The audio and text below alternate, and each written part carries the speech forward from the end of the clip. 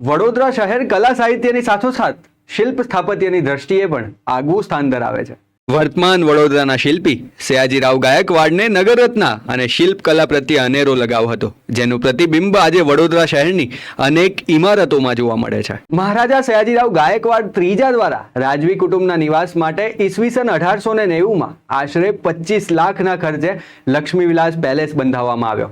આ પેલેસના પ્રાંગણમાં જ મહારાજા ફતેહસિંહજી મ્યુઝિયમની પણ સ્થાપના કરવામાં આવી. ઈસવીસન 1879માં પશ્ચિમ ભારતમાં આવેલા સૌથી મોટા બગીચા એટલે સયાજી બાગ, જે આજે કમાટી બાગ તરીકે ઓળખાય છે, તેની સ્થાપના. ઈસવીસન 1908માં અલકાપુરી બજારમાં બેંક ઓફ બરોડાની સ્થાપના. આ ઉપરાંત MS યુનિવર્સિટી, કીર્તિ મંદિર, ન્યાય મંદિર, બરોડા મ્યુઝિયમ, જે વડોદરા સ્થાપત્યના બે નમૂનાઓ છે. તમને જાણીને નવાઈ લાગશે, ભારતનો સૌપ્રથમ 33 કિલોમીટર લાંબો નેરોગેજ રેલવે માર્ગ આપણા વડોદરાના ડભોઈથી મિયાગામ કરજણ વચ્ચે શરૂ થયો હતો. વડોદરા પાસે આવેલી રામસર સાઇટ વધવાણા તળાવ, જે પક્ષી દર્શન અને પ્રકૃતિ પ્રેમીઓ માટે વિખ્યાત છે, જે વડોદરાની શોભા વધારી રહી છે.